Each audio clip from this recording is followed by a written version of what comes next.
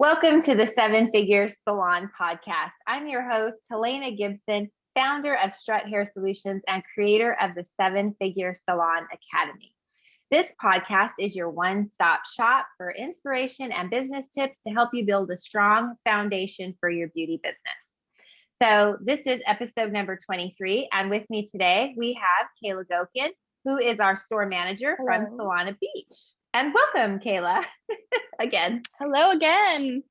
I know, this is so great. I love this new format. Yeah, me too. Except I thought I was going to get dressed, and then Layla told me I didn't have to, since it's COVID and we're at home, so I stayed in the sweatshirt.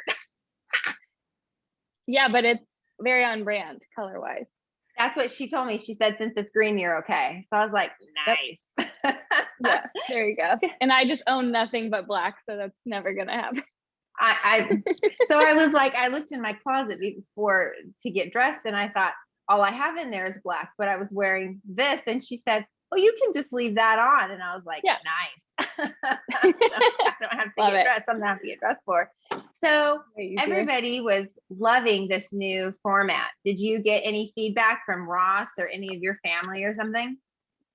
Yeah, Ross loved it because he watches podcasts. So before, like last year, I mean, obviously he would listen to support us, but he's like, no, I really like video podcasts better. He's like, I don't know why you guys aren't doing it yet. So now we are.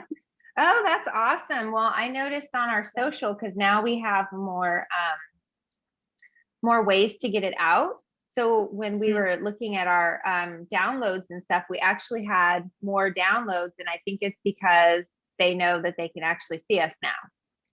Doesn't it seem more personable anyway?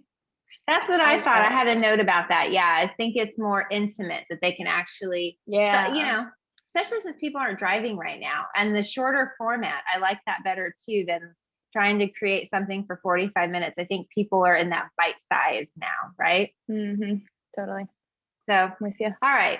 So today I thought about like something that's really important that we talked about this week in the store with the client on Saturday, and that is referrals and testimonials. And I think that is like a hidden fortune for most salons and small business owners that they just don't think about. With how much advertising costs, it's right under our nose, right? And we were talking with that lady, and I was telling her, if she would write us a review, because so many people don't know what we offer, or maybe if your salon is specialist in color or whatever your business is, getting that social proof is huge. So I came up with some notes about, because I've mentioned before how expensive marketing is and how important it is, right? Right. Mm-hmm. So this is taking it something deeper, and I feel like it's a less expensive method, even if you give a referral fee. Yeah. Right. Because proof is powerful, and that's what we're doing. Because I can sit here on the podcast or with the stuff for Strut and say all day long how great our stuff is. But until somebody like that client says, I had an experience with this salon or with this coaching company, they don't understand. They don't believe. There's not as much trust. Right. That creates the trust and credibility. Right. So when you shop, I mean, you're a millennial, right? So when you go, I think you are, aren't you? I am. I'm just like the worst millennial. I don't know. Well, I was talking about you on the phone about something about how you're such a good secret squirrel detective. And I said, this girl can find anything. Like when we go to hire, I just give it over to this one. That's the millennial thing. That's true. Yeah, that's the millennial thing. So like with testimonials, it's one of the easiest ways to market, because the clients do all the hard work for you to their friends and their family, right? The person that comes in is always easier to work with, because that trust is kind of already built, and we're all on our best behavior because we have an equal acquaintance. Right. Mm-hmm. Do you find that when you're working with them in the studio, when somebody says, definitely. It's almost like, well, you've already got your in, right? And then like you said, you have like a mutual connection, and then you kind of can start from that point or that place, instead of trying, like half the first part of your appointment or your consultation or whatever is trying to build up that trust of a stranger. but it just makes it easier from the beginning for both of you, really. I completely The agree. client and What? I said for both of you, like the client Yeah. and us. Yeah. Oh, absolutely. And it's also like with us wearing the hair, like I always talk about with, you wearing the wigs, me wearing the extensions. It's proof. It's not a social proof, but it's proof when I start playing with my hair and I say, look, because the first thing they say is, well, what are you wearing? Or if you're a stylist, one of the things I hate, because I still go get my hair done, is when their hair is not done. Because I'm looking like right at them and I'm like, dude, you sell beauty. I mean, if you own a salon, like when I travel, I almost have a whole other suitcase just for my extensions because, I mean, it's important that my hair looks nice. When I go to tell somebody what I do, that's the first thing I notice they do is look at my hair, right? Do you notice that when you tell them what you do? Yes. Yes. Oh, for sure. Well, half the time, even when obviously, I wear my wigs all the time. Yeah. So yeah. You look so beautiful, by the way. Mean, your wig. Thank you. I know a girl. But like especially when I'm traveling, I always like make sure I do my hair that morning and make sure I've got my cards on me, because I swear I get the most compliments like when I'm at the airport or while I'm traveling, because most people just get all grunged up and just Yes. But I swear, I would say at least 50% of the time I get a compliment or something and I'm like, here we go. Exactly. Yeah. I completely agree. Somebody always says something about my extensions or something, and then it just gives you an opening to lead into. And the other thing is when you have social proof, it's online, and so many people are online. And I think that's one thing I think the salon industry is doing really well, is that we're posting, but it's really getting those good photos. Because I know sometimes we struggle with a couple of our team members. Take the time to make those look good, because that's your business card online. Completely. Yes. Right? Because you that's shoot exactly down how like you should half look the at ones it. the girls give you. It's not usable. Don't put a filter on it. That's what you need to see, is what you did right there. Boom. Yeah. Perfect. Yeah. Yeah. And I think people are over filtering, which then first off, people know when you're doing that. That's number one. I hate that. And number two, that's like one of my biggest pet peeves. Yeah. Well, and then your work doesn't really, it doesn't show your real work. Right. So Exactly. yeah, if you take the time and with good lighting, which you've nailed, by the way, I'm still working on the lighting here in the house. You nailed the lighting. Thank you. With good lighting, which we do have at our stores, that really makes a huge, almost everybody, it's like a man in uniform. If you've got good lighting, everybody looks good, right? They all look good in uniform. Great analogy. Yes. I know, really it was. I was doing some research though. In 2016, the New York Times said 65% of new business comes from referrals, which like word of mouth was still number one and is still number one. So if you think about these online, reviews or whatever, it's like the new and improved word of mouth. Yeah. You know what I mean? Like a review, that's exactly what it is. Even if you don't know the person, you're still already gaining like trust and credibility from that review. Well, and people buy from people they know, like, and trust. And when they see someone else posting their experience, that immediately builds that trust. When they come in cold, those are the hardest clients and actually the most unfun clients to work with, because you're spending the first half an hour trying to build that relationship up with them, which you should do anyway, but it's just harder. Yeah, you got to like feel them out. Yeah. Well, especially doing what we do, it's not just like going in for a trim. No, exactly. And then networking. So, the saying, your net worth is in direct proportion to your net worth, right? Your network and your net worth, they correlate. And it's really actually getting around other people and joining your chambers, doing different things like that. As a salon, especially with all of us, there's so much competition that it's really important that you put yourself out there. So it's like McDonald's, they still advertise. They advertise because when your stomach growls, they want to be top of mind when they see you. When you're looking around, you see that and then you think, oh, okay, that's what I want to eat. It's kind of the same thing with networking, that you're top of mind with all of these other entities and so forth, and people. Because sometimes I'm surprised when somebody drives by and they'll say, I didn't even know that you were here. I'm like, how could you not know that? We've been here for 10 years. Okay, but then on the other side of that, they'll be like, I've been driving past this for 10 years. You know what I mean? Right. That's both ways, but. Right. That's why the networking is so important, especially like with Fresno, because there for a while, I thought I didn't have to advertise anymore because, we're going on 20 years there. But people move in, people move out. Thank you. And so you definitely want to make sure that you're networking out with the community, especially like as a hair salon. I would be at all the beauty supplies, letting them know what you do. Because when people go in there to purchase, they want to know where they can get some of this stuff done, or they're trying to do it on their own. And maybe they could give a referral to your salon. Definitely. And cross networking with salons. We've always done that with other salons. True.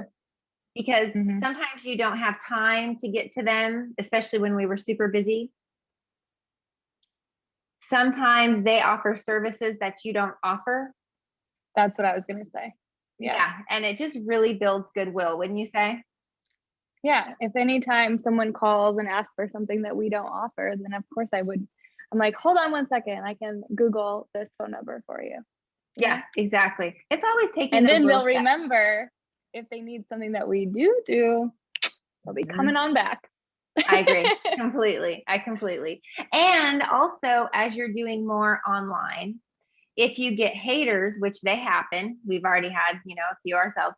When you have social proof, it almost leaves them speechless. Because I think sometimes people are afraid to put themselves out there. Because even with the podcast and all these things that we've done, I've mentioned that before. We all feel like, oh gosh, somebody's gonna say something negative. But you know what? That's what happens. And then the more downloads we get, the more I'm like, well, that was only one person. There's like 1,000 other people that downloaded it. You know what I'm saying? So yeah. Social proof really knocks that out, or even bad Yelp reviews.